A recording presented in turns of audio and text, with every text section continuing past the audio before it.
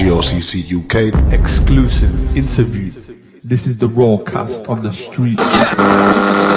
Raw truth. Raw truth. Raw truth. Raw truth. Raw truth.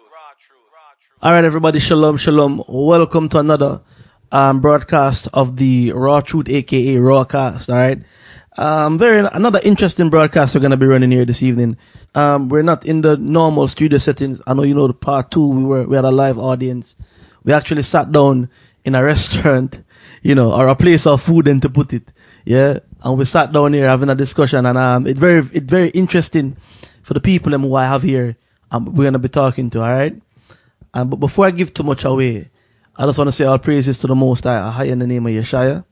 Thanks, giving all praises for another opportunity to do this, to do the work, to bring some information to the people. All right. We're gonna break this down in segments. We might definitely have to go do a part two of this broadcast because of what we're gonna bring. Now, I don't know if you remember, everybody, but we were suspended from Peace FM. About when was it? No, at the end of October, for a broadcast that we did with a Jewish man. All right. So if when we released the video, you'll see there was another brother inside of the studio who was a ex-Muslim, and we had him in the studio as well. He never said much, but he stayed for the entire discussion. All right. And we're actually gonna speak with him today. All right. And also with another brother called Yasser, which is also another ex-Muslim convert.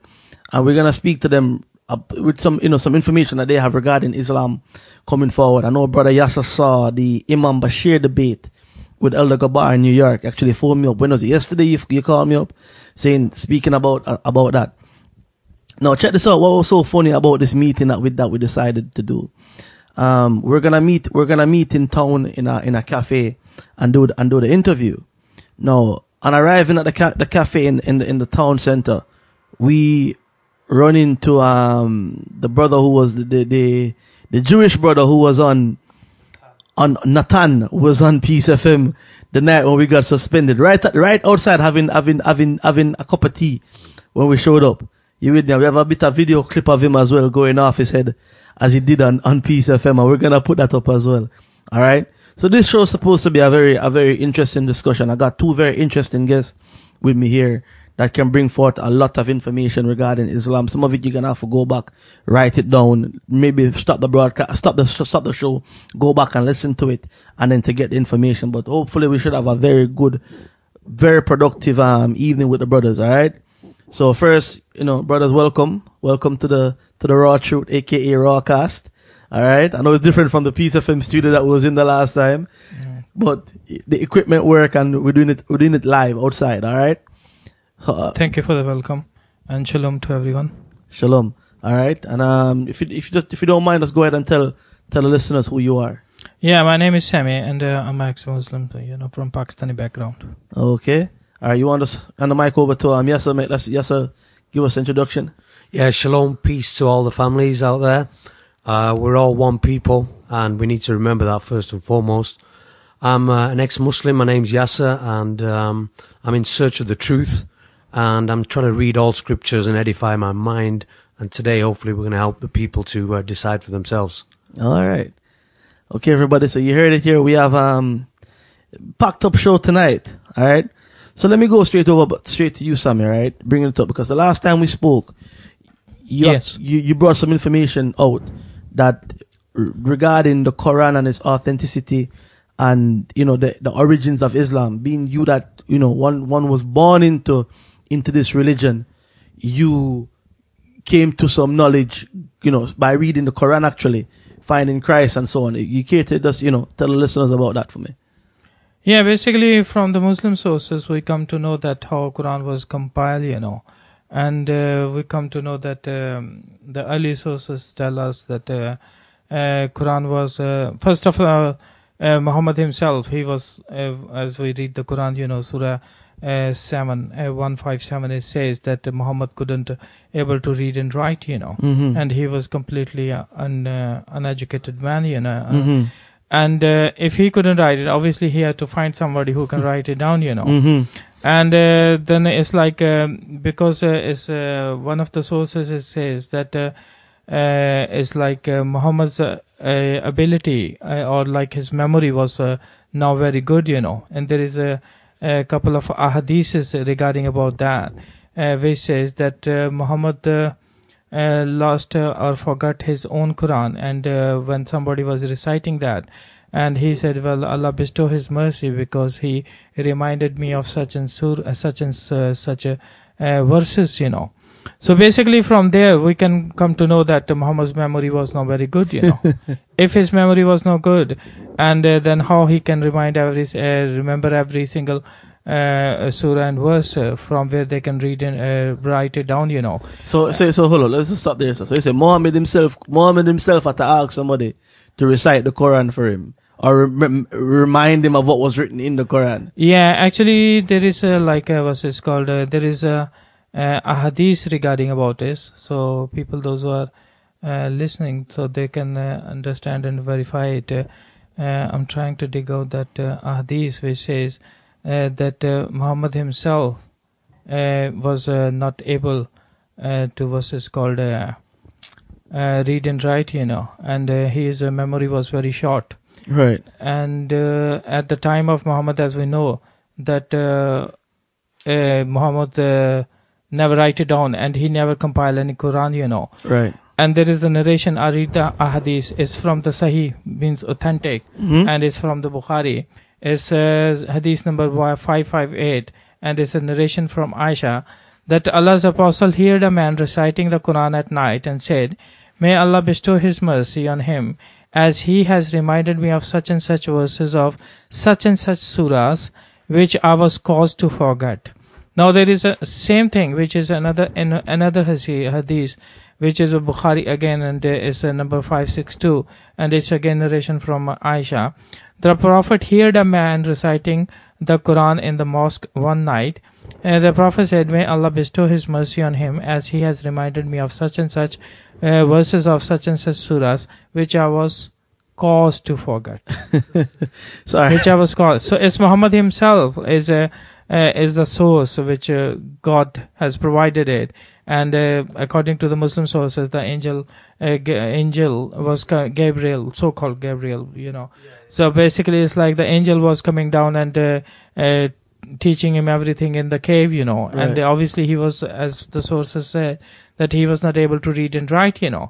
So obviously he has to hire someone who can read and write, and who can write all these things on the piece of paper, Right. And when we recheck the sources, we come to know that Muhammad has a very short memory, and he was keep on forgetting all these verses, and then obviously we don't know what was the source which he was using it to tell it to the people that so they can write it down, Sorry, then. All right. Hold that there, all right? Hold that.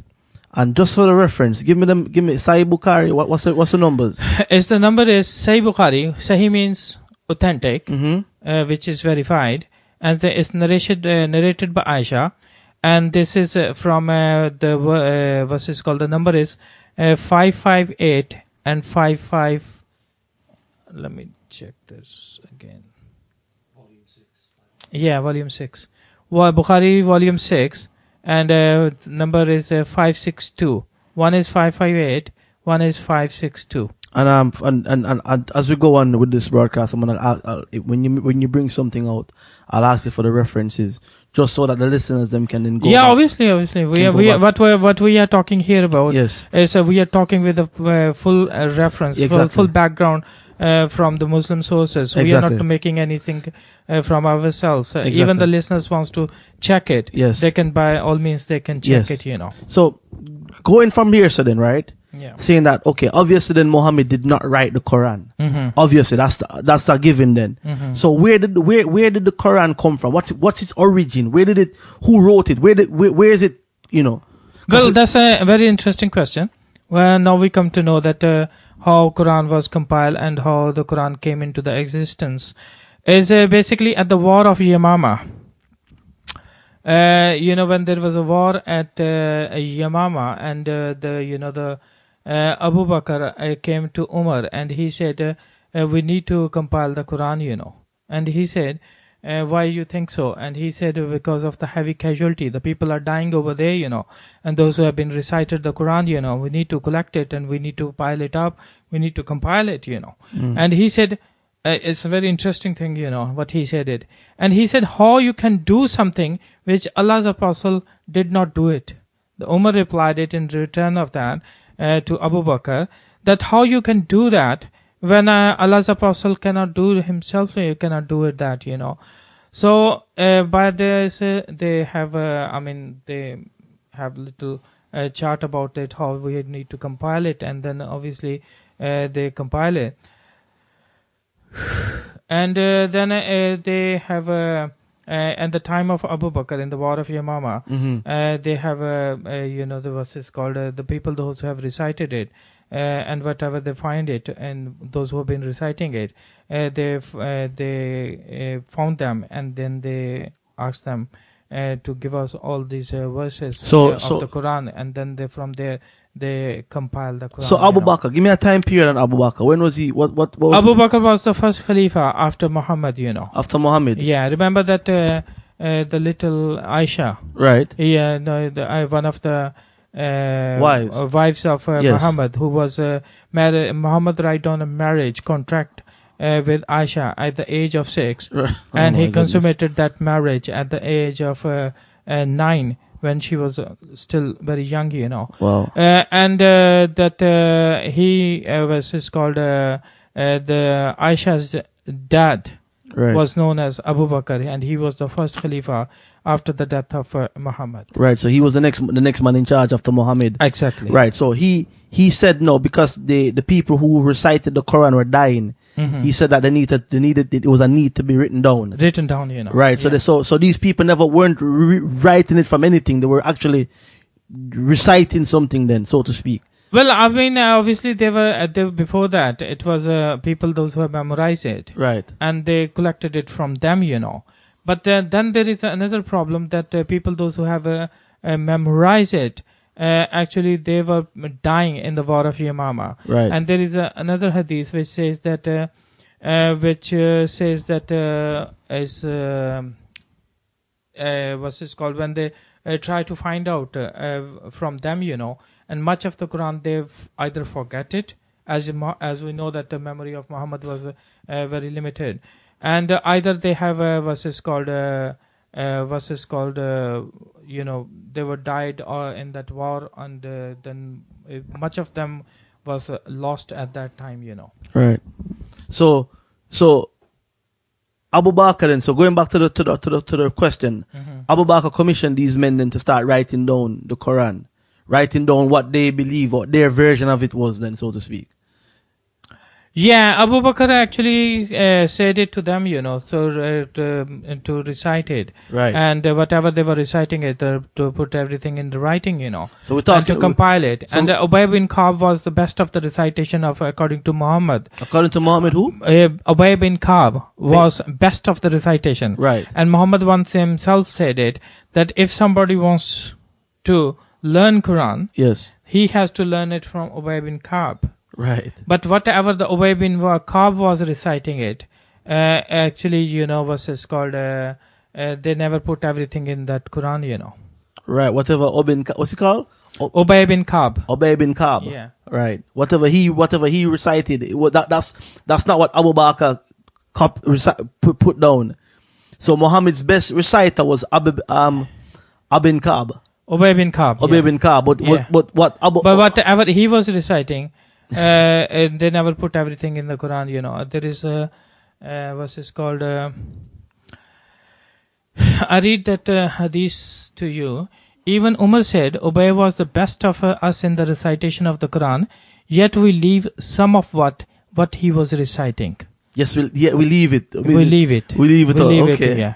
So, and it's like hadith number is 526 and 523, if somebody wants to check it. Okay. Now, I'll repeat these numbers again, if might be somebody wants to check it. It's the references up till now what we have given is hadith is from Sahih Bukhari, volume 6, and the numbers are 523, 526, 527, 558, and 562. Right. Okay. So, go on. Just to ask something on a point you made before. You know when you said he married the wife which was 9 years old? How old was Muhammad at this point? Yeah, he was 54 years old. He was 54, right, Yeah. okay. According to the Muslim sources and ahadiths tell us that Muhammad was at that time was 54 years of age. Okay. Now, when we spoke the last time, there was some mention of that when Muhammad died, when at his funeral. A lot of what was written on leaves, right? And goats actually came and ate up what was written. Where do we find this from? This is again from the Muslim sources, and again it's like what's it called? Your question is regarding about the sources which where they have write it down, Right. So actually the early sources tell us that all this Quran is been written on stones, Right. bones, and on the scapula of a camel, and then it's like what's it called, leaves. Sorry. No, it's date palms, and basically it's like leaves, That's what I said, Yeah, leaves. It's leaves, So basically it's like now, we are living in 21st century, and I still got amazed. This is very amazing that they have been in that century, in the 6th or 5th century, they were writing down on the bones, So how they were writing on the bones, I really couldn't get it. You can engrave on the bones, That's a different thing, But writing on the bones, writing on the piece of leaves, writing down on the scapula of a camel, writing down on the stones, I don't know how they were writing down, That's the biggest question to me. Said that they knew it by heart. Well, they memorize it. Yeah, they memorize it, yeah. What would be the need to arise to copy onto date palms? So you're asking the question that bones. if you're memorizing it, why are you copying it down on date palm? Yeah, I mean, So- if we go back to the hadith that the brother just related about the Battle of Yamama, right.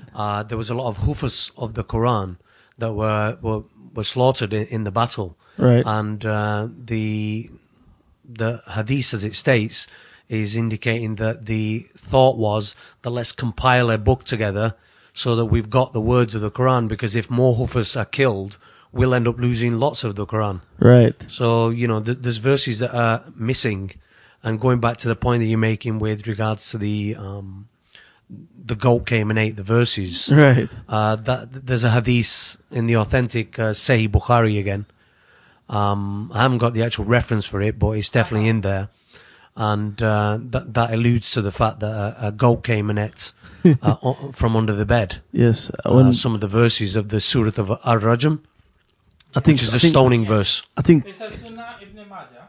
Go on. Let's get into the mic.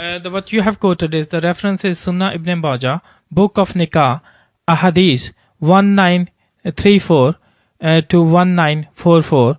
It's basically saying, it's a narration from Aisha again. The verse of the stoning and of the breastfeeding an adult 10 times revealed, and the paper was with me under my pillow. When the messenger of Allah died, we were preoccupied with his death, and a tame sheep. Tame sheep means goat. Goat came in and ate it. That brings Quran from 40 chapters to 30. Because this verses surahs, they've been revealed it in 10 times of rajam. Rajam means like stoning, Right. stoning and adult feeding, feeding. Right. Feeding to adult person. I don't know how they do it. But it's basically it's like that was like 10 of the surahs. And there was like now the Quran comes from 40 chapters to 30. I mean, So 10 10 chapters. 10 stoning chapters get removed. 10 chapters it's not been removed, but Well, it's been eaten by a tame sheep goat, So, well, how it is, Right. And for listeners who just tuning in, I'm catching this broadcast midway. You are tuned to the Raw Truth doing the Raw cast, all right? And do we have a problem with religions of the earth? Of course we do. Because there's a lot of lies being told, and we see a lot of people caught up in these lies, and people will actually come and try to attack the Bible and attack the scriptures and have no idea on the origins of the madness that they are dealing with. You with me? And this is one of the reasons why we're bringing this right now, to bring this information out to the people, so you can actually go and research it and reference it for yourself and have that in your armory when people come to you and try to discredit the Bible or say the Bible is plagiarism. And we're going to go into some of that as well. All right. Now, yes, when I was speaking to you yesterday, you're making some reference, man, and probably some of you will be able to back this up as well. When Muhammad told the people it was okay for them to go and worship the three daughters of Allah. You with me? Yeah. Just off the top of my head, it's skipping me right now. But there you go. Just say that for me again, please. Allah, Al-Uzza, right? wa Manat. So here's Muhammad telling them it's okay to go and worship these three idols As intercessors to God, yeah. as intercessors to God. Now, and that's actually written in the Quran. Now, how does one pass that off? Yeah, I just want to remind the listeners that it is the raw truth, and sometimes rawness can hurt the people. So don't be offended. We're not out here to offend any Muslims, any Christians, whatever your religion. We're just here for the truth and to critically analyze and look at it and then decide for yourself, like I said earlier. So just want to remind all the listeners. So just going back to your point, Gaja, the intercession of the goddesses is not actually written in the Quran. Right. This incident, according to the Islamic history, occurred during the time of the Prophet of Islam. Right. Yeah. And later it was abrogated from the Quran. Right. So it was taken out of the Quran. Now, but hold up, stop you right there. But you actually find the names of these goddesses in the Quran. yeah, for sure. Surah Al-Najm is where it's mentioned. Exactly. This is what I'm saying. It is written in the Quran. These goddesses. Yeah, the ayah 21 on Surah Al-Najm, Yes. which is 53 surah. Right. It's mentioned there. Right. And this is the controversial satanic verses issue. Right. That, the Prophet of Islam was influenced by Satan to utter these words during the course of a prayer, which was in Mecca with the Quraysh tribe. Right. And this is one of the questions that, I'd like to pose to all the listeners, and especially if there's any Muslim scholars, imams, mullahs, any learned people amongst the Muslim ummah who may be listening for the raw truth, just to come forward to us, contact us in some way and answer this question. One of the first points that I would like to make is the Prophet of Islam was sent, according to Islamic doctrine, to do away with all polytheism. Mm-hmm. So there should be no polytheism. There is only one God, and that's who is to be worshipped, full stop. Mm-hmm. And this was the whole acclaimed mission of the Prophet. Now, if we find in the Islamic sources or the references that the Prophet of Islam has partaken in some form of idolatry or polytheism, we need to think carefully, because we're talking about the afterlife, which is forever, according to all scriptures that we are conferring with. Yes, salvation. And so this is a question that, needs to be asked, that did this incident occur? And how was Satan able to put onto the tongue of the Prophet of Islam these verses where he alluded to that the three goddesses can be used as intercessors for Allah, and how it's possible that the Prophet of Islam didn't recognize whether this was Jibreel speaking to him or Satan speaking to him when this was said. And if the prostration has occurred, then that is classed as shirk in Islam. Which is idolatry. which is polytheism, and which is Idolatry. many surahs of the Quran alludes to Sorry. this, that do not do this. Muhammad, you need to tell the people this. Don't do that. Don't do this. So let me bring this one to Sammy now. What's your take on this, Sammy? Is regarding about this Quran Surah 53 Yes. verse. Basically, it's like what Brother Yasser has said is fine, because it's what he was actually at one point he said it to the people that worship them. Then afterwards he said it's not, don't worship them, and he said the Satan has put in into his mind, Right. So if Satan can put in his mind Right. and that can be put into the Quran, then it's like these What else? to worship Allalat, Allahus, Allamanati, Right. So how we come to know that what about the rest of those verses and the surahs, how Exactly. authentic they are, Exactly. So is a Go on. Yeah, go ahead. Yeah, I just want to add to that. The other question related to that is one of the surahs in the Quran, Surah Al-Hijr, which is a 15th surah. Right. There's an account in there which basically Allah is speaking with Satan, and Satan is asking for respite until the day of judgment, Right. so that he can mislead as many people as possible. Right. And along this conversation, Satan himself says to Allah that only the people who are your true worshippers will I not be able to overcome. Right. So Satan is confessing himself Right. that I'm limited in my capabilities and I won't be able to influence the true pious believers of Allah. Right. And anybody else, That means I can overcome them. I Right. can mislead them, Okay. misguide them. So the question being, How is it that then Muhammad? if Muhammad is the true Prophet. apostle of Allah and the true messenger of Allah, That's a good point. how is Iblis able to put these words in the Prophet's mouth? That's some Deep thinking that people need to think. And like I say, if there's any ulama Yeah. or imams, Yes. scholars of Islam who can answer this question, I'd gladly like to hear from you, and so would we at Raw Truth here. Well, if you remember it wasn't a Raw True broadcast, but we had an interview on Mark Mackenzie's show with the Heart of the Matter with an imam who said that he would come back anytime, any place, and we have yet to see him. Yeah. Some of these questions were asked to him. So, is it that they can't answer these questions in Islam, or is it that they just overlook these points? basically it's like I don't think they have got any sources apart.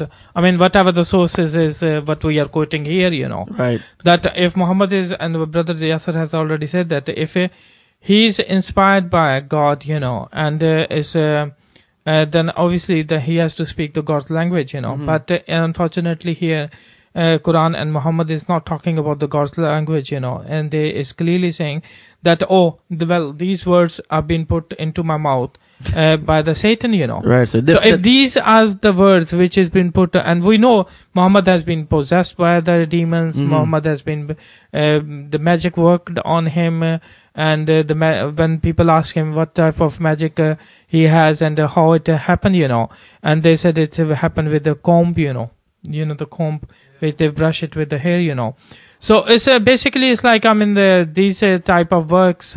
Magic work is working on Muhammad and magic and the demons. He's demon possessed, and at one point, he tried to suicide himself. When the revelation, nearly it was 2 years when the revelation stops after the Noah bin work. He died. Waraka bin Nawfal, What's where can we reference that to? Yeah, this reference I'll dig it out. Yeah, it's Sirat Rasulullah, and then it's like Ibn Kathir as well, Go ahead. What? Yeah. Just if you know it by heart, just The reference would be Ibn Ishaq, Sirat Rasulullah, which is a classical history of Islam. right, and it's called And the Quraysh tribe, and it kind of describes and breaks down a lot of things. That's one of the things I want to put out also is what I found over my search for truth is that a lot of people are just so-called Muslims and so-called Christians and so-called Hindus, but they don't know the scripture really. They don't read for themselves. And as the scriptures say, my people are destroyed for lack of knowledge, yeah? 100%. And, that's the case that we see today.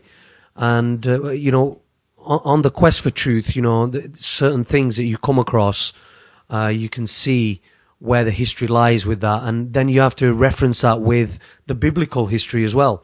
Because, I mean, we could talk about violence in the Quran, but yes, there is violence in the Old Testament as well. And we're aware of that.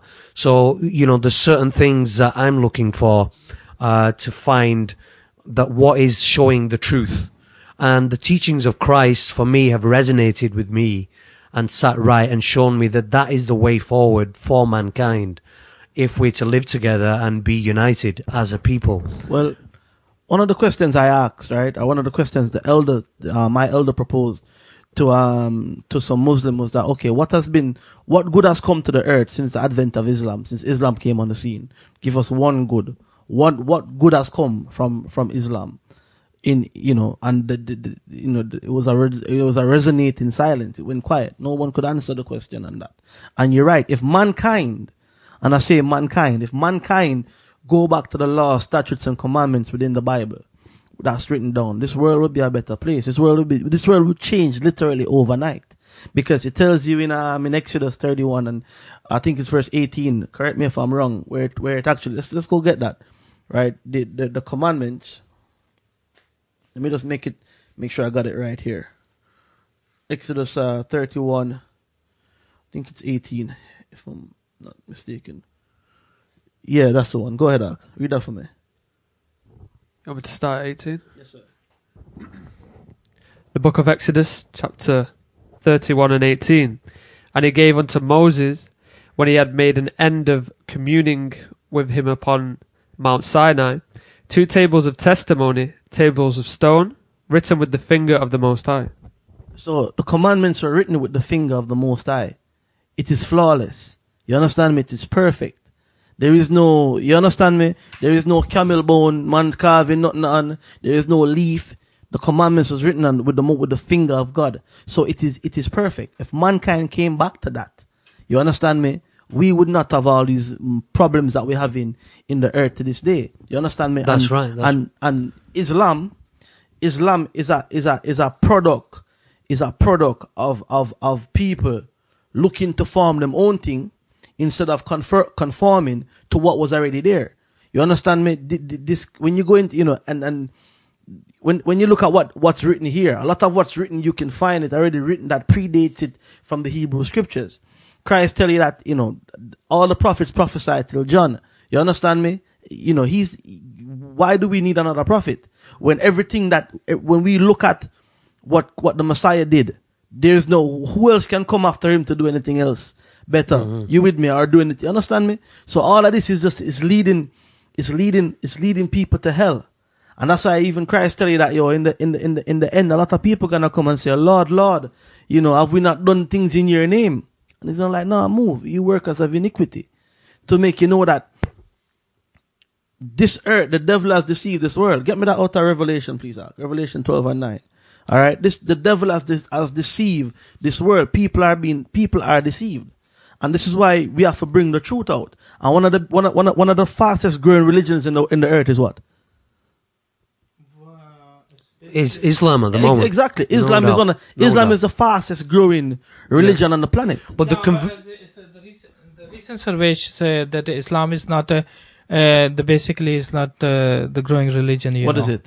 It's the Christianity. Right. And Christianity is growing in the third world countries, especially in Bangladesh, Pakistan, China, and India. Right. And it's like because of the there is a certain laws in Islamic states which is called apostasy and the blasphemy laws. That's if you convert to Christianity. Then. If you convert to the Christianity or to any other religion, you have to face the death penalty. And if you are apostate, or if you say anything regarding about against the Islam or about the Muhammad, right. or about the Quran, right. then again you have to face the penalty of the death, Check it out. The last time I checked, right? Yeah. Islam was one of the fastest growing religion on the earth. Hold up. It's the newest religion on the earth and one of the fastest growing. But even Islam and Christianity, right? Even Christianity with the Catholicism that comes with Christianity, even that's off as well. So when you look at, basically, Islam is Christianity for the Arabs. You understand me? It's the same. It's the same religion. It's really, when you break it down, dealing with idolatry. You understand me? So, people right across the earth, let me rephrase it then. People across the earth are being converted into madness, be it, i.e., Christianity, that don't deal with Christ, the true Christ of the Bible, or Islam, that is something new that came up of the bones of camels. You understand me? So, either which way, if people come back, not to a religion, Christianity, but come back to what the Bible states, what the Bible has done, what the Bible lays down for us to follow, right? Baptism for the remission of sins, accepting the Messiah, keeping the laws, walking in the Spirit, which Paul breaks down for you in Galatians, the 5th chapter, as keeping the laws. If mankind goes back to that, you understand me? We will not see this nonsense. But Exactly. let me not come off too much off of the topic. Yeah, just while you're on that topic, on. Gaja, I mean, with regards to the laws and the statutes and commandments, Go ahead. this is exactly what Islam is claiming as well, that we have the laws, the statutes, commandments. But the thing that we need to look at is Christ did say, Yeah. you will know them by their fruits. Yeah. And if you look at the fruits of Islam, when I was in Islam, the so-called Islam that I was in, I wouldn't say I was a fully practicing Muslim. Right. No doubt about that. But the things that we see around the world, alluding back to what I said before about people not knowing their own religion, Right. what we see is the fruits are not there. Islam is not super tight. If this was the last revelation and the overruling abrogation of all other biblical texts, we would have had the guidance there and people easily following it. But there's different sects in Islam, as there are in Christianity as well. Well, here's the thing with that, right? Here's the thing why I would even look at that to say then judge whether Islam is right or wrong or following the laws or not. Because even when the Messiah walked the earth, right? When Christ walked the earth, not all Jews believed in him. Not all Jews were conforming to what they were doing. Yeah. So that wouldn't be a benchmark for me to go, okay, well, if Islam was the way, right, it would be super tight and all. I wouldn't look at it like that. I wouldn't take it from the angle like this. When I look in the Bible, in the Torah that precedes it, right, and all the prophets that came with Torah and the Tanakh, which is the Old Testament, right, and what they did and the laws that they followed, and then compare, okay, what is Islam saying? For example, we wouldn't find nobody in Torah getting married to no 6-year-old girl and consummating at 9. We wouldn't see that. When you look into the dietary laws, we wouldn't see nobody there eating camel in the dietary laws. We wouldn't see anybody eating seafood like we see them doing it in Islam and saying it's okay. We wouldn't see the Sabbath day. The Sabbath day would never change. Friday sundown, Saturday sundown, that wouldn't change. Islam changed it to Thursday to Friday. You understand me? We wouldn't see all of these things. We wouldn't see. Not only that, according to the law that Moses dealt with, there were sacrifices. You with me? Sacrifice of sin. There was a Levitical priesthood order that was there. That's written in the law. You understand me? That they had to keep. Islam don't keep that. So right away, we can, without even going into the full workings and understanding of the Quran and all of these information that we're bringing out right now, because I'm bringing this out now for the people them to just have extra ammunition to tear down some of these lies when it come and to understand it more from two brothers who been in it, lived it. You understand me? More than some of our people. And when I say our people, I mean the blacks, the Hispanics and the ghettos who coming up and converting into this. That when you go into our homes, if I was a practicing Muslim for argument's sake, right, I wouldn't have nobody in my family who I could reference to for teachings in Islam. My mother would be a Christian, my father would be something else. You understand me? Unlike probably for your homes, your mother, father, uncle, auntie, cousin, niece, nephew, everybody is Muslim. You with me? So you brothers might have a more insight into the workings of this particular religion than somebody from one of our backgrounds around here. And I say anybody who looking at this thing with a pair of eyes can see that this don't have nothing to do with the what Moses dealt with, what Abraham dealt with. It has nothing at all. And one of the questions as well, Sammy, that we had asked, you weren't there, but you were there on the broadcast that we did to the Imam, and we said to him, listen, which was the son that Abraham offered for sacrifice? And every Muslim, every one of them, every single one of them will tell you, Ishmael. Ishmael, off the bat. And then you say, all right, then, here's the Quran. Show me, please, where in the Quran it says Abraham went to sacrifice Ishmael. Yeah, give the reference, the Dalil. Exactly. Give us some reference. And then, go ahead. You with me? Yeah. Will you hold this mic? You understand me? Yeah. Yeah. Everyone will ask. Give us the reference, and then nobody can go into the Quran and pull it out. Yeah. If we read the sources which a Muslim says is from the Quran is chapter 37. Yeah. And verse 100 to 103 or 102 normally the Muslim says that. And it's just, thank you. It says, my Lord, grant me a child from among the righteous. So we gave him good tidings of a forbearing boy.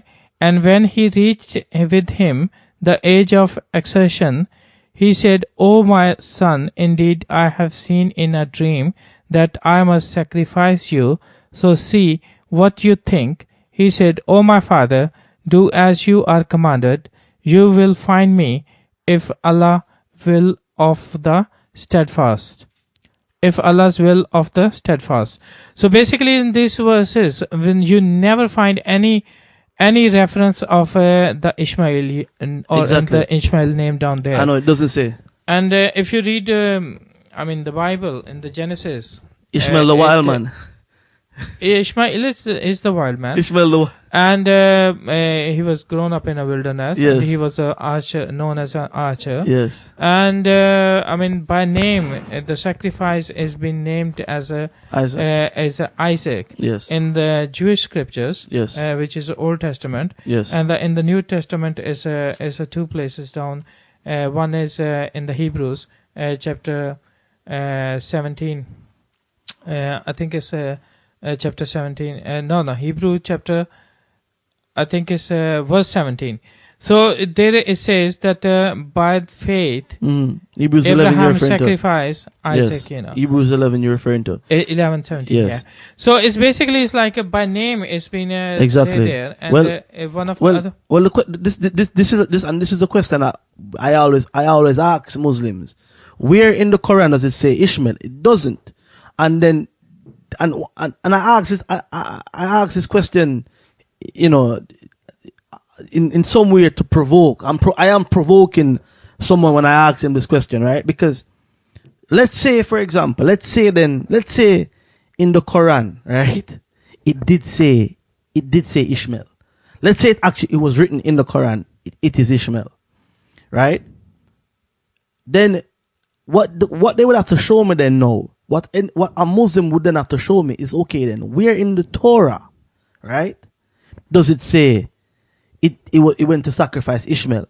And then normally the response I'd get when I ask for anything regarding to the Torah is that the Torah is corrupted and the Torah is not the truth, right? So then the next question following that would have to be then, okay then, sir, can you give me your authentic Quran or your authentic Torah then, please? And no Muslim seems to have an authentic Torah that tells me that Ishmael was the son of sacrifice. So the question I have to ask again is that, where are you getting this from? Where did you get that from? It's not written in your Torah. It's not written in your Quran, excuse me, right? And we can't find it in the Torah anywhere. You understand? Now, according to your Quran, it tells you that you need to follow the books that came before. Yeah. The Quran. Several places. Even Surah Al-Ma'idah 5:47, it says, let them judge what there has been revealed to them, Right. Which is the Torah, Zabur, and the Injil. Right. And let them judge and let them do what is called the justice according to the scriptures. So if the scriptures were wrong at the time of Muhammad, and Quran was revealed to Muhammad, as we know that, so how can Muhammad refer it to those scriptures which are corrupted? Exactly. That is my point. Yeah. So the whole basis on Islam, the whole basis on this it's a lie, and we can break it down. You understand me? Easily. We can break this down. This, Stevie Wonder can break this down. You don't take, you understand me? A blind man can see that this obviously is, that everything this is in wrong. black and white. If we read it, read the scriptures, and then obviously every person who is have some kind of knowledge and have intellectual mind, he can read it, and he can read it through the scripture and find out that whatever the Muslims are saying is not there. But unfortunately, as the brother has said it before, that not too many Muslims bother to read their own scriptures. They love to argue, they love to fall into the arguments, but unfortunately they don't want to read their own scriptures. And if you tell them, it's like, the Quran which I have, it clearly says, can you read it for me? It says the Quran English meanings and notes by Sahih International. Exactly. So this is the Quran which is given to me by the Dawa Center. So basically, when you show this Quran to the Muslims, they said, well, this is not authentic, and this has nothing to do with Islam.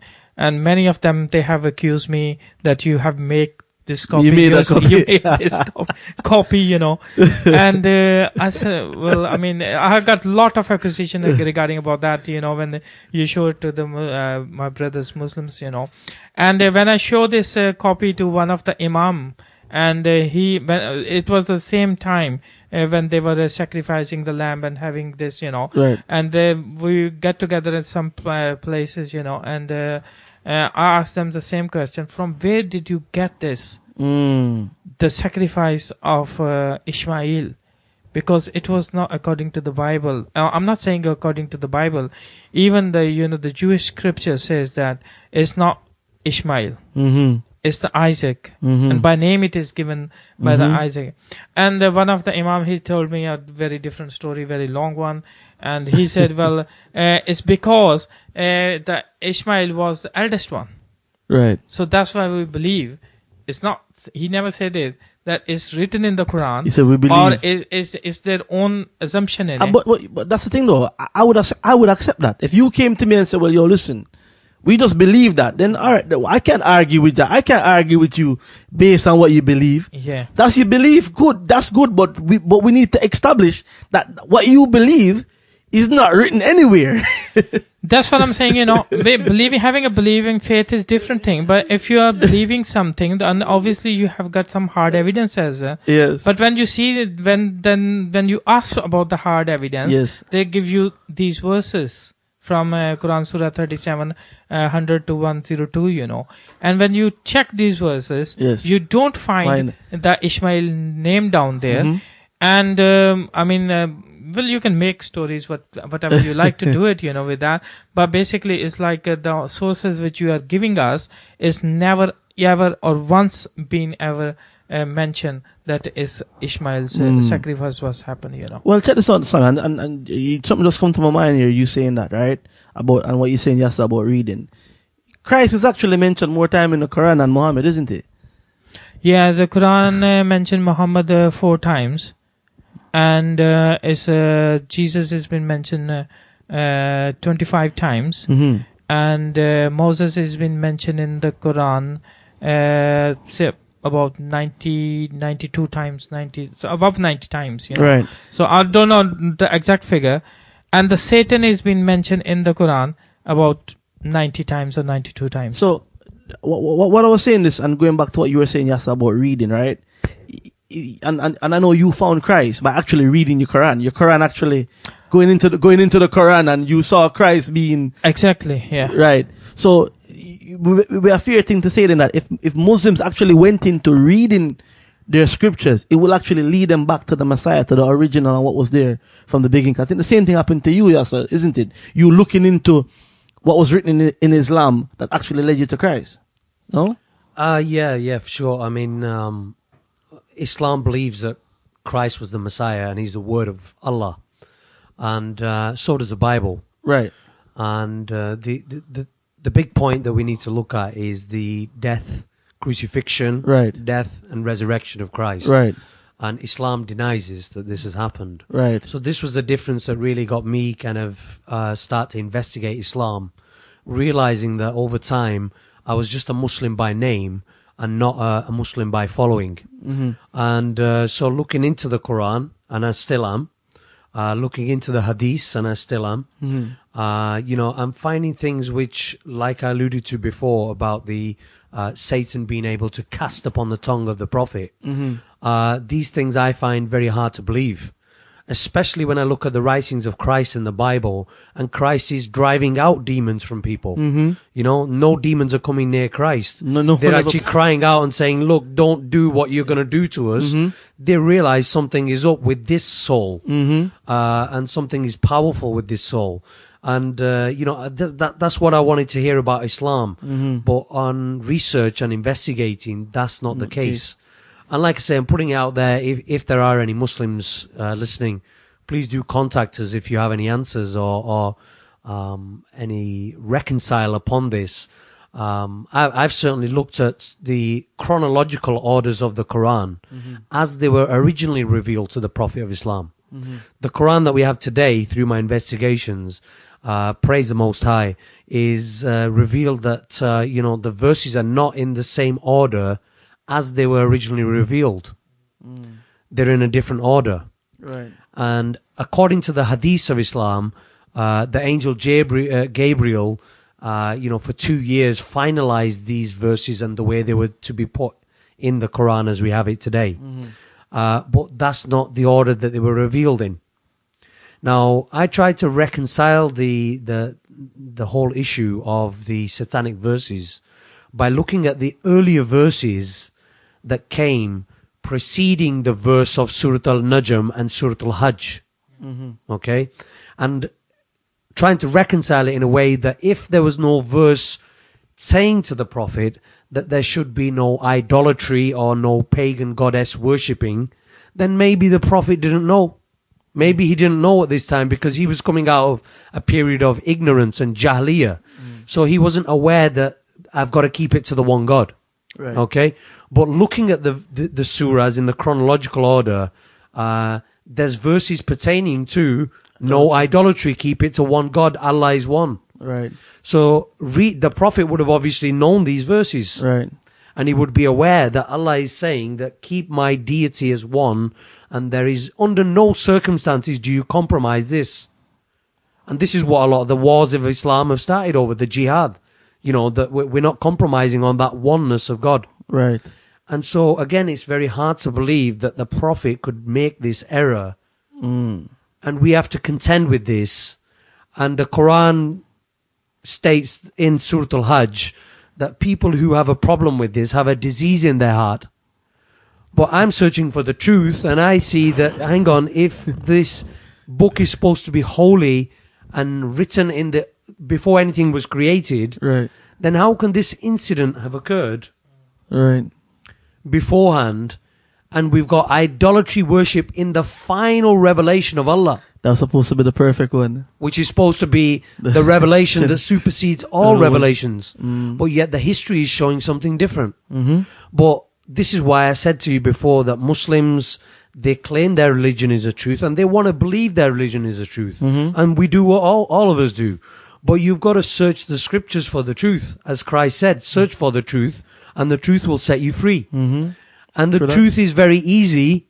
Yeah, it's not burdensome, but you've got to search for it. And you've got to think with that God-given mind.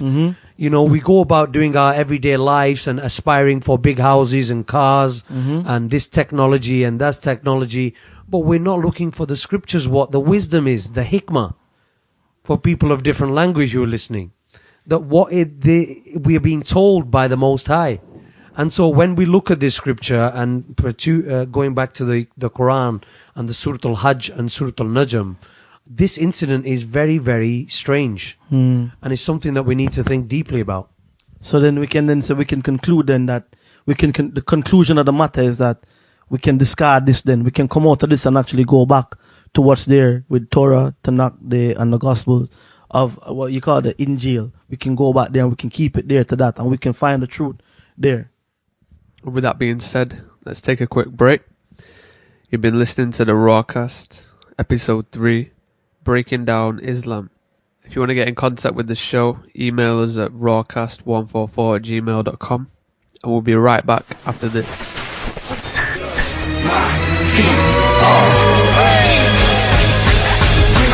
You will think that I'm saying something reckless, but I'm on a straight line, just like a game of Tetris. Hectic, now I got the truth on how respected. Like the phone off the line, yeah, I'm disconnected to you. Now tell me what you want me to do. All my life I've been taught lies, now I'm giving you the truth. You think I'm going crazy, but this is nothing new. Yeah, many is called, but the kingdom is for a few.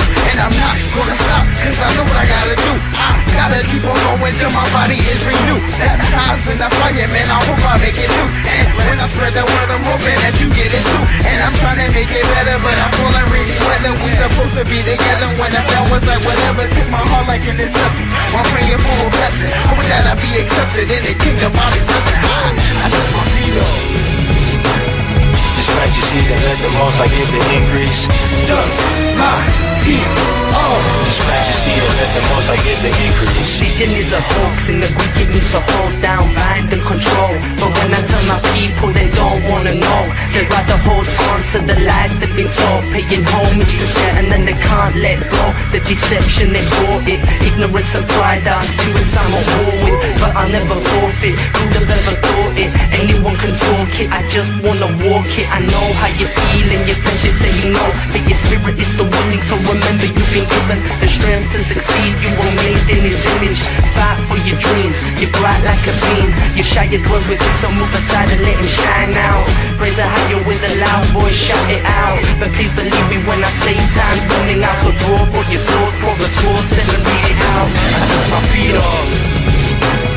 Just plant your seed and let the most I give the increase. Dust my feet off. Just plant your seed and let the most I give the increase. Family, friends, see, I'm not the man you used to remember. I follow the word, but you don't agree. And we used to be cool, but now you just spit on me. When I speak the truth, it hurts you as if it cuts too deeply. But you render me lying and tell you that we both are wrong completely. Like women across and not knowing it's falsely praising Tammuz. Speaking in tongues, no interpretation without a clue.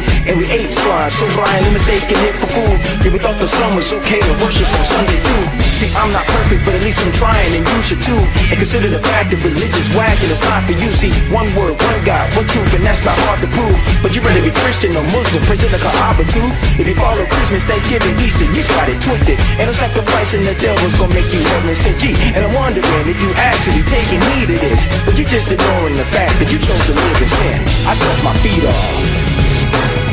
Just plant your seed and let the most I give the increase. Dust my feet off. Just plant your seed and let the most I give the increase.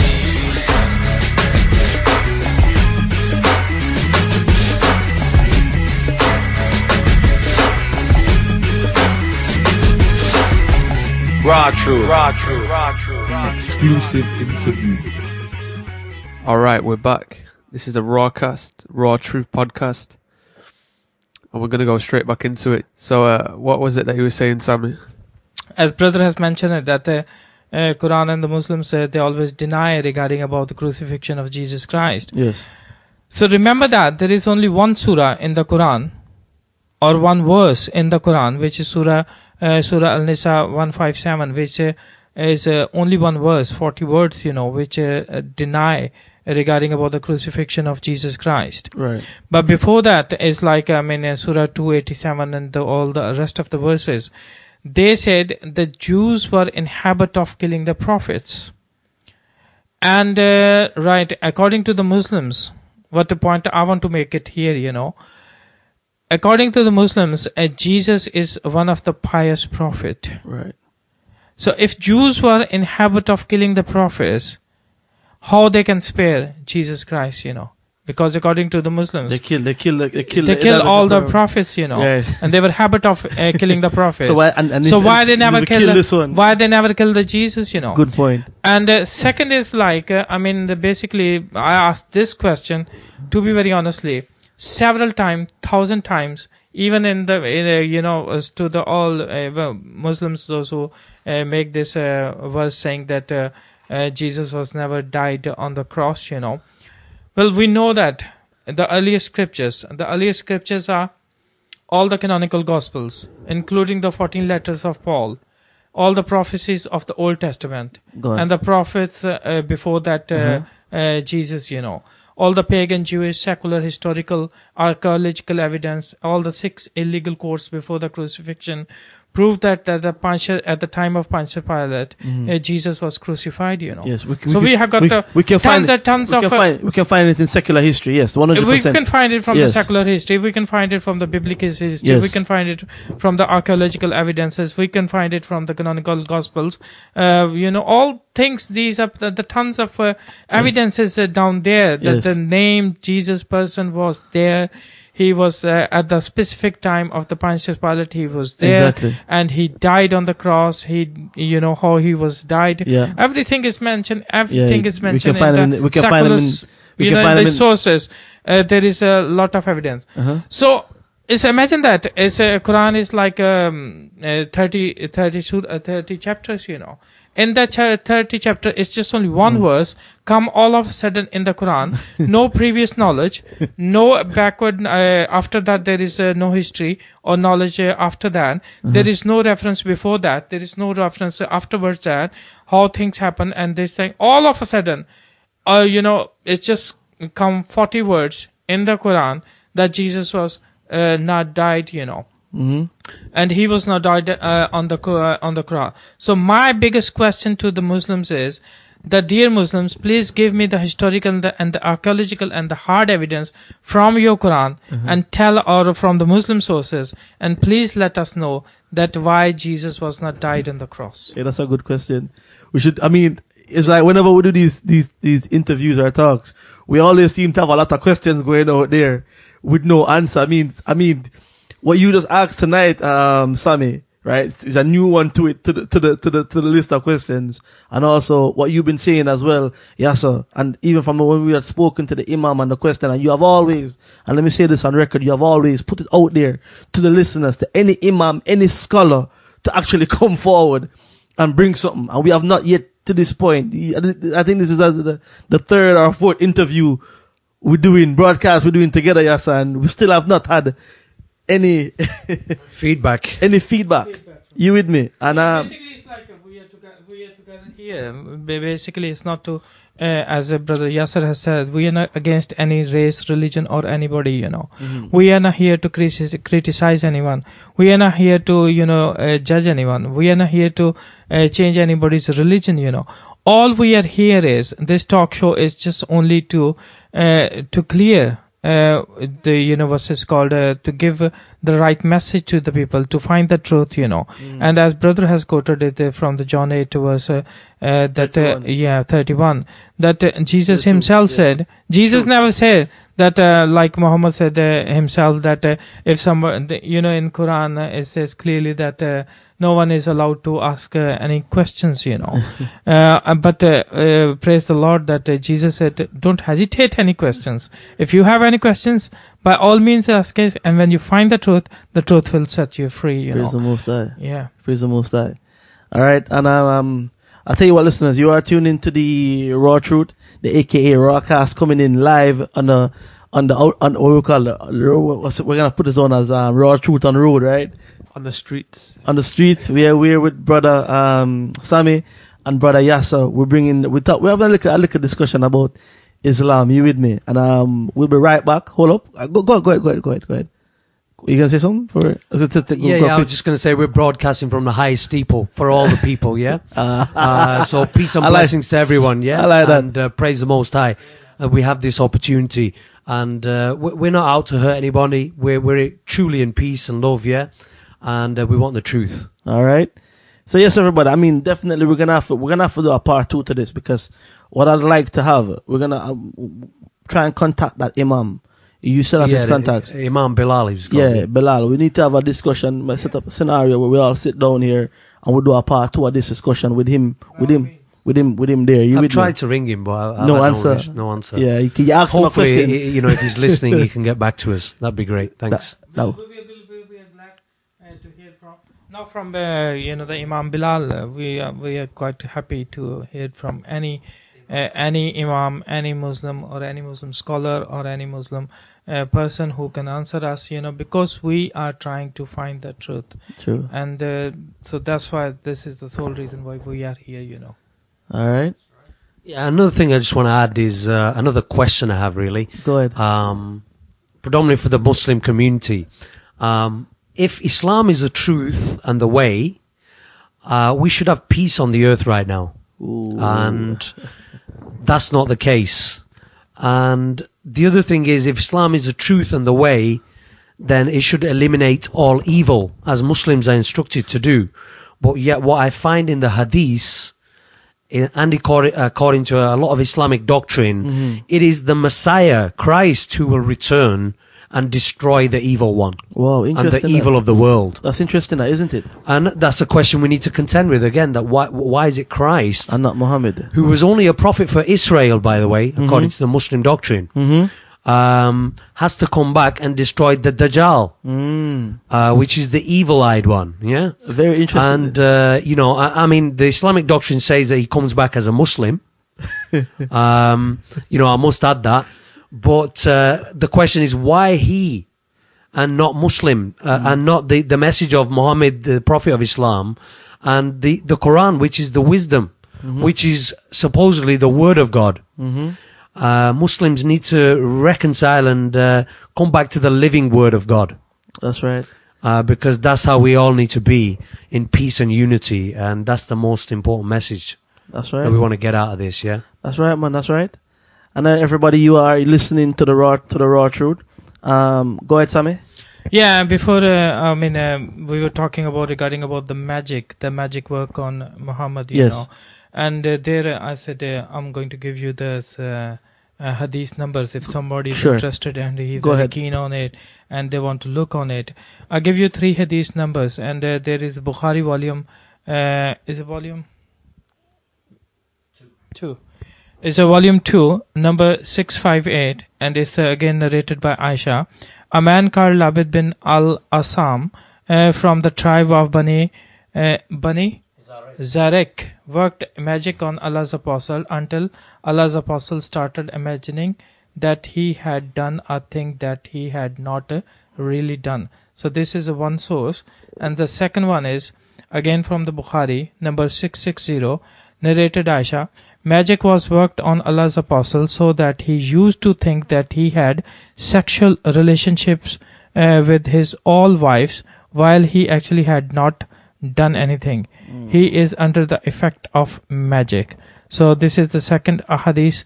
And the third one is 661 from the same source as Bukhari, narrated Aisha. Magic was worked on Allah's apostle so that he began to imagine that he had done something along he had not done. So basically, these are the sources which are telling us that how magic was working on it and what was the aftermath effect on Muhammad, what he was thinking, how his thinking was changed. His wife at the time, when this thing was happening, and Aisha was one of the married wife of Muhammad. He at that time 9 wives, so 9 wives, and he was thinking of that. That he had in one night he had sex with all of them, and what we read in here in these hadiths, right? These are the hadiths. Would be a direct contradiction, then, so to speak, from Surah 15, where it says Lucifer said to Allah that he wouldn't be able to touch any of the chosen or the phrase it for me, please. Yeah. It wouldn't be able to touch any of the true believers. Exactly. Unless they decided to go the way of Satan. Right. So if think about that. If these hadiths saying Muhammad was able to get touched by magic and so on and so on. I want to know who's putting these hexes on the Prophet, man. I mean, it just doesn't make sense. Go ahead.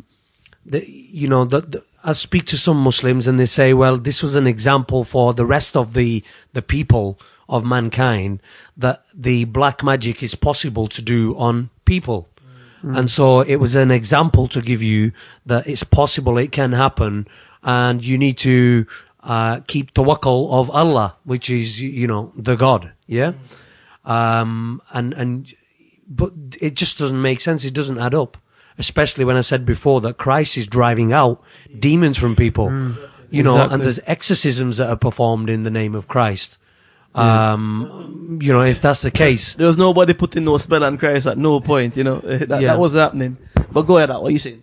Yeah, I was on the back of that, and you're saying that the magic working on Muhammad, and obviously demons like were the ones that was giving him, you know, the knowledge of what he brought forth in the Quran, and you said like it's meant to be Angel Gabriel that gave him the message, and apparently he ran out of the cave at first thinking it was a demon, and then he was told to go back into the cave to receive the message. Correct me if I'm wrong. Yeah, I mean, there's several hadiths. One of the hadiths, the main ones, alludes to the angel basically pressing or squeezing the Prophet to such a degree that the Prophet felt as though he was going to pass out. Yeah? And this was done 3 times. And then he was instructed to read. And so, you know, you find that that's the case. Now, if we went to the Bible, we also find that when prophets or messengers of God came across angels or beings, they were also in fear as well. But the same time, we read in there that they were told not to fear, to you know, have peace. But let me just make a point as well. There's no prophet anywhere in the Bible that ever had an encounter from God and thought it was the devil. Nowhere. Yeah, There's or become suicidal. Yeah, there's nowhere. So right away, that is alarm bells. If a man say, well, you know, he got a revelation and then he started to think suicidal or wonder if it's the devil. There's no prophet anywhere that ever had any encounter with the Most High and thought it was of the devil. No, it never happened. Okay? Yeah. That's the point I was going to make, and I'll let you carry on in a sec. It was, why is he receiving a message from a so-called angel and not from the Most High? You get me? Like the prophets in the Bible, they received the message like directly from the Most High. You get me? Like through Moses, etc. Well, sorry, what was you saying? Yeah, I mean, I think that there's a hadith that alludes to that. The Waraka bin Nawfal confirms the prophethood by saying that this Gabriel is the same Gabriel that came to Moses, and you know, you're being contacted by the true one God. But yet we read that the revelations, as the brother Sammy said earlier, stopped for a period when Waraka bin Nawfal died. Now, Waraka bin Nawfal was a Christian convert in the family of the Prophet. Right. So there was some kind of Christian influence there as well from the beginnings. Yeah. Go on, let me hear that. He was the uncle of the first wife of Muhammad, Right. named Khatija. Khatija, she was Christian as well, wasn't she? Khatija was a Jewish, and but Noah bin Waraka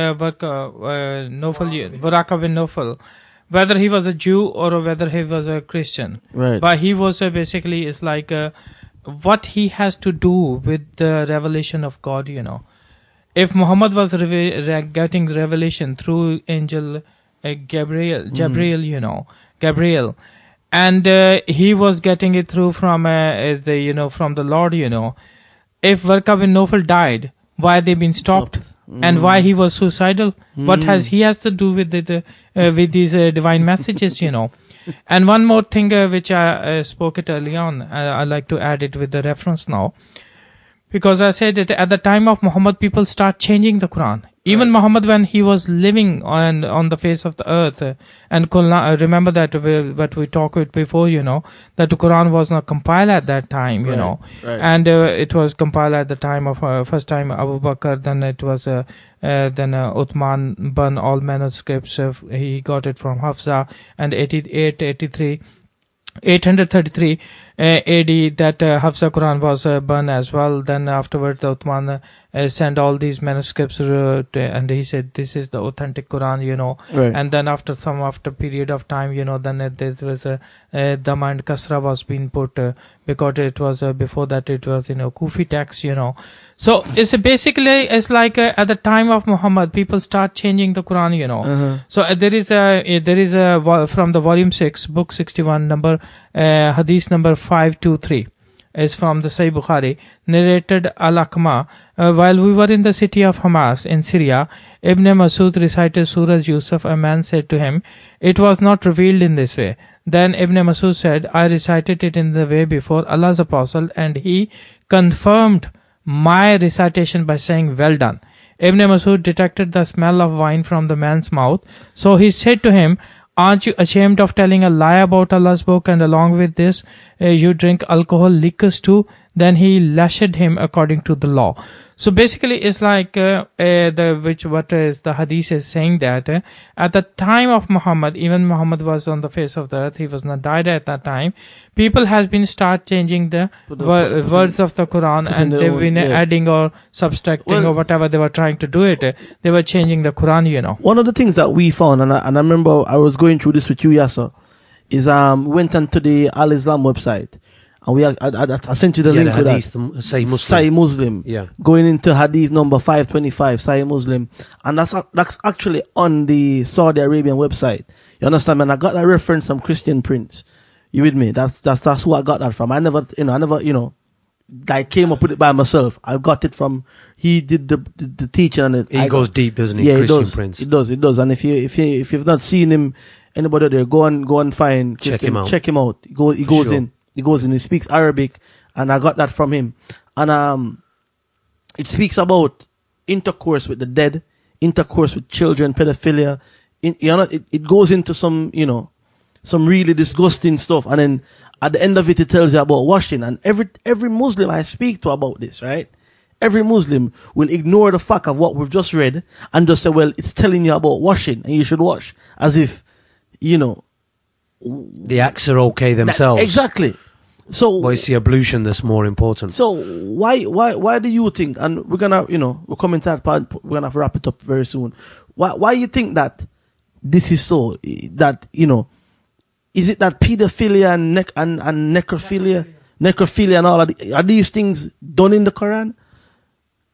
Sammy, so have you come across this pedophilia, necrophilia, bestiality? Are these things condoned within the Quran? Basically, it's like it's not anywhere condemned it. It's the Quran never condemned it. We never find any source or saying that these things has been condemned it. But basically, it's like a pedophilia. Yes. It's did you find any imam saying that pedophilia is wrong? No, I've never found. Nobody condemns. Even I never find it. Even no. Did you? Yes, sir. I think it's one of the surahs in the Quran, Surah Al-Talaq. Forgive me if I've misquoted the reference there. But that talks about the waiting period that people have with regards to menses that women have. Right. And who can be married. Right. And that alludes, if you look into it, to where you can be married, you can have a marriage at a young age. Right. So it's actually you can confirm the marriage that way. Right. Consummation wise, that's a different topic. Right. And we would have to need to ask somebody who's more learned in that respect. Why I brought this bit up is because I always bring this up with most discussions I have with Muslims to get an understanding on it. And I can't remember off the top of my head right now, but I think there's a surah within the Quran that tells you that Muhammad went down into the grave to go lay down with somebody in the grave. Go on, went into the grave to do what? It was basically it was his auntie. She died and he lay down with her. He went into the grave and people ask, what are you doing? And he said, huh? Yeah, it's basically nowadays we can call it necrophilia. Yes. And he said, well, I'm trying to ease off the burden of his hell thingy, because in the hell she will be tormented because of her sins, So I'm laying down with her just to ease off that burden, Madness. So basically, it's like he did these type of things, And that's why I can't remember it off the top of my head, but I knew you brothers are more. So basically, on this verse is called the pedophilia. Yes. None of the the imams or anyways Muslim scholar. First thing is they don't like the conversation. These type of conversation, and second is like. Then there is another one is saying, when I was a boy of 5, I remember the Prophet took water from a bucket with his mouth and threw it on my face, So basically it's again from the Sahih Bukhari volume 1, book number 3, number 77 hadith, and is narrated by the Muhammad bin Rabi'ah, and he said about when I was a boy of 5, I remember the Prophet took water from a bucket with his mouth and threw it on me. It's basically like you fill your mouth with the water and just do it like that. So it's how awful it is. I really can't. Yeah. Uh, But it's basically it's like mouthful of water. Yeah, we get it. You with me? We get it. We don't put no more pictures out there, all right? I know we in the raw truth, but boy, I think we do here at the raw truth have a limit. You with me? But I'm back to my same question again. How was the Prophet of Islam possessed by Satan? And the black magic that was done on him. Mm-hmm. I mean, you read in for people who want the truth, you need to read the literature.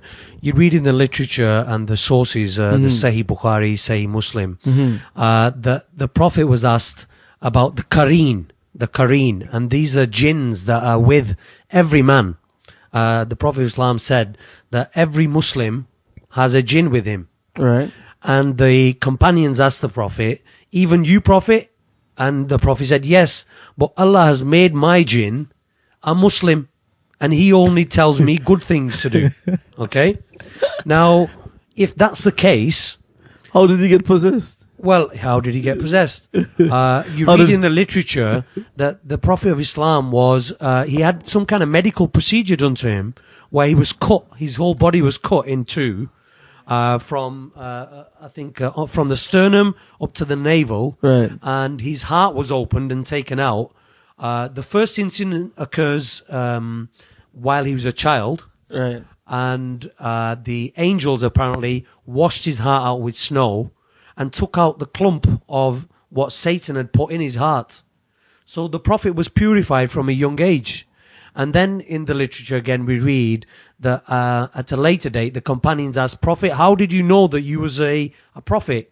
And the Prophet says that 2 angels came to me whilst I was in Mecca and performed surgery on me. I think Brother Sami's confirmed this, yeah? And cleansed him again and filled him with wisdom. Okay? A full dish of wisdom was brought and emptied into the Prophet, in terms of cleansing his spirit. Right. Making him pure and holy. And the other thing is in Islam, before you read the prayers, the Muslims have something called Azwatain, which is Auz Billahi Minash Shaitanir Rajim, which is I with Allah, you're asking Allah that I seek protection in Allah from the evil one, from the devil, Right. so that the devil can't get to me. Okay? Right. And obviously, no doubt, 100%, the Prophet of Islam would have read this when he's reading his prayer, because he was setting the example for all Muslims. So if he's read this, he's got the protection of the twice cleansing of the soul, the cleanliness, the holiness. And, the Quran is saying that the true followers of Allah, Iblis is saying, the Satan is saying, that the true followers of Allah cannot be affected by me, because they're pious and they know what your message is. And Allah is confirming this, and Allah is also then saying that unless they decide to follow you, well, how did this black magic and this thing happen? I mean, back to that question again. That's some good questions. So let me ask you, brothers, this: would you brothers be able to find maybe an imam or a scholar that we could actually sit down and have a talk with, or just could you? I'm putting it out live on this broadcast that hopefully, God willing, there are some imams or scholars. Yeah. Because, like I said before, we need to speak to scholars Definitely. who are learned, not the usual Muslim that we see. 100%. With all respect to everyone, because we need answers. We 100%. don't need politician answers where they pussyfoot around. Yeah. We need the raw truth. That's what. And why it's happened, and how it's happening, and how we resolve this issue. Otherwise, it's back to square one. People, like I said, the Muslims claim the Quran is the word of God, but we need to come back to the true living word of God. 100%. And that's teaching is somewhere else. That's in the Bible. 100%. Praise the Most High. So praise the Most High, yeah. So you asked me regarding about the question about the pedophilia, Yes. And from the sources is again from the Yunus, and it's page number 79, it says that I recorded that the apostle saw her Umme Afade when she was a baby crawling before him and said, if she grows Hold up. He had her when she was a baby. Yeah. Am I right? Did you read that correctly? Yeah. Go on. When she was a baby, crawling before him and said, actually, Muhammad was sitting with his, with the child's mother. Right. And the baby was crawling Right. before him. And he said, if she grows up and I'm still alive, I will marry her. Oh. But unfortunately, he died before she grew up. Fortunately, Yeah. fortunately for her, he died. You with me? He sick. Yeah. Unfortunately, he died. Oh, He come died on. before she grew up. Well, And this is from the life of Muhammad, a translation of Ishaq, Sirat Rasulullah, translation by Gulaliam, Oxford University. Sorry? Alfred Gulam, yeah, A. Gulaliam. Oxford University Press, Karachi, page number 311. Well, all right, man. Everybody, you can hear the references there as well. Yeah. And I mean, this show, people gonna probably go back and listen to this show and pause it and write the references down Yeah. and go into it. But And there is another one is basically about same is again the same incident, but it's a different saying that the daughter of Abbas, while she was age of nursing, and he said, if she grew up while I'm still alive, I will marry her. So basically, it's a different hadith. So there is a same the confirmation of because these- Muslims say that here, that if you find one, you can't read an hadith in isolation, right? Yeah. So if you can find two hadith that pretty much saying the same thing, then that confirms it, correct? Yeah. Right. I mean, come on. So, boy, you know what? We're definitely gonna have to do a part 2 to this show. You understand me? We're definitely gonna have to come and do a part and another segment of this recording. All right. And what is it? I mean, there's so much here. But going back to what I said before, would you brothers be able to find a scholar outside of what we're gonna get from the broadcasting going out? But would you be able to find a imam or someone who would be willing to come and sit down on a platform like this? Yeah, to be honestly, it's like when we talk with the Muslims, Right. it's not very easy to talk with them. Second is like finding an imam who can sit with us Right. and answer this. I don't think that someone will turn up, Okay. and it's not a promising thing, You're right. But I give it to the brother Yasser. Might be he'll be able to find someone. Well, this is why I say that, you need to search for yourself as well. Uh-huh. And there's many reference sources that you can look at nowadays through the internet. One website that people could try is searchtruth.com. Right. That's an Islamic website. And you can read the translations of the Quran. You can read the tafsirs, which is the commentaries on the Quran, Right. on that particular website. And you've got access to the hadiths as well. Right. Right. And the various books of the hadiths, the Sahih Bukhari Right. books. So people the can just Sahih go Muslim. people can go and get these information for themselves anyway. Yeah, you can And verify and what themselves. we're saying, and forgive us if we've got anything wrong. Mm-hmm. But we come with sincerity and what we can recollect at the moment in time. Okay. All right. Well, brothers, it's been a pleasure here having you here on the Rawcast. We're coming to that point of the show right now where we're gonna have to save it. We're gonna have to do this again. You with me? So it's a pleasure having you on, Sammy and Yasser. Always Thank a you. pleasure to have It's a you pleasure. here to come and discuss some of these things. Right? Maybe we're gonna have to do a live broadcast where we get the phone lines up and people can actually call in and speak with you directly. Because we also do the blog talk, as you know, Yasser. We might have to bring it over there. And Yeah, I mean, in the past we have done this, it's like the lines are open and people texting, phoning, yes.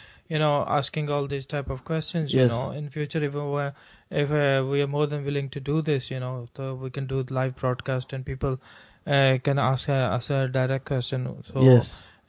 by the grace of God, we are looking forward to do that, Yeah, man. Praise the Most High. And you actually, praise the Most High. yes, I mean, Sammy, you actually go out and daily in the streets and give leaflets out, right?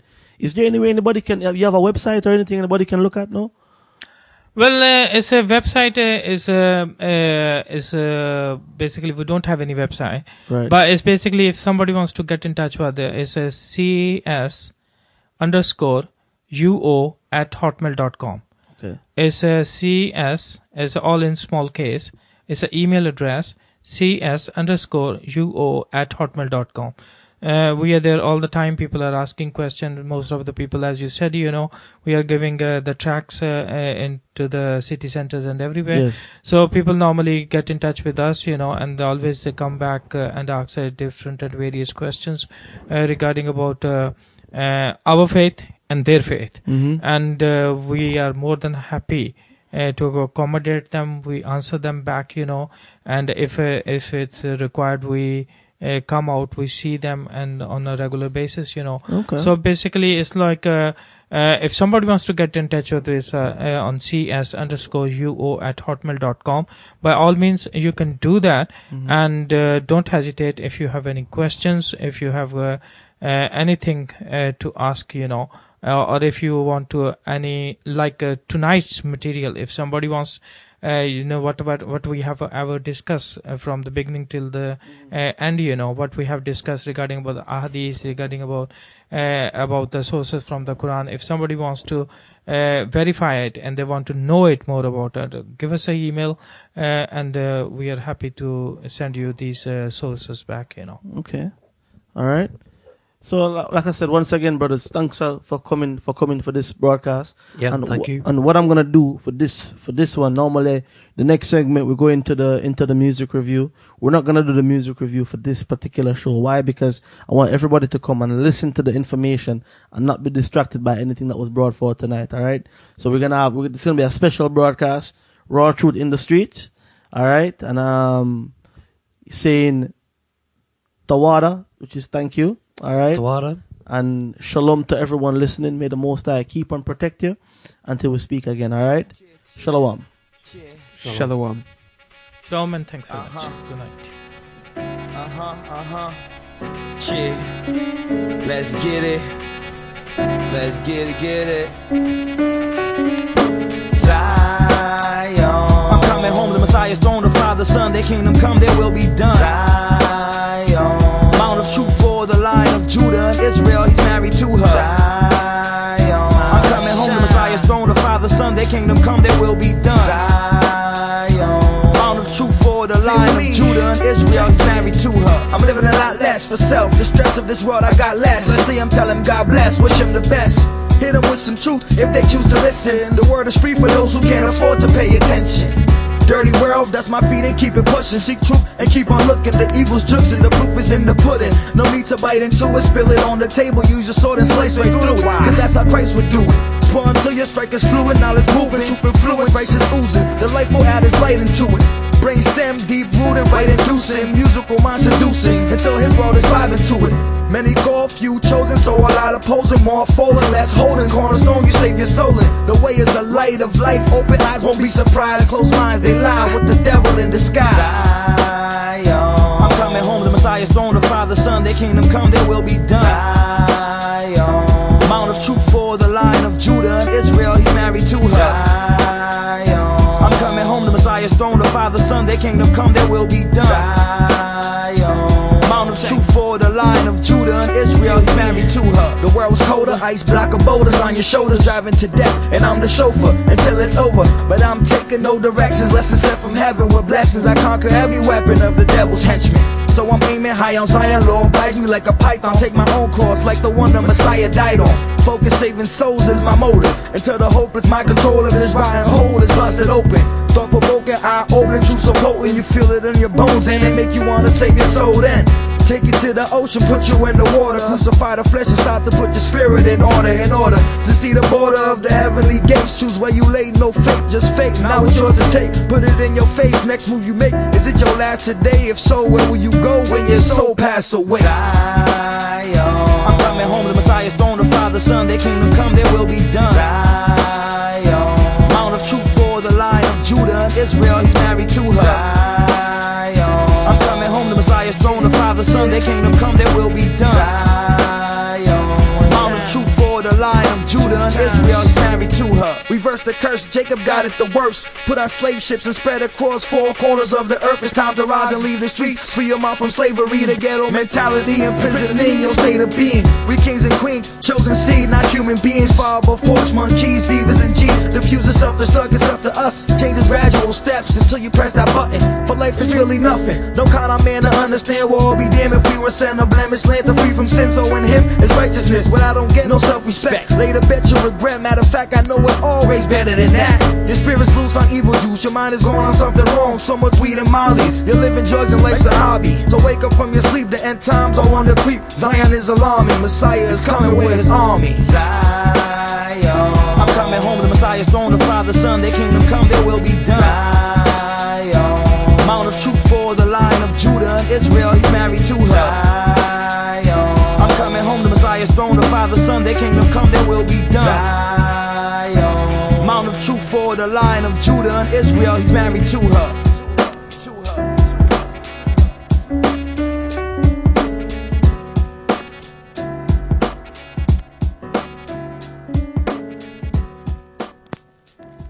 There's nowhere else to turn. There's nothing you can do. It's just the raw truth.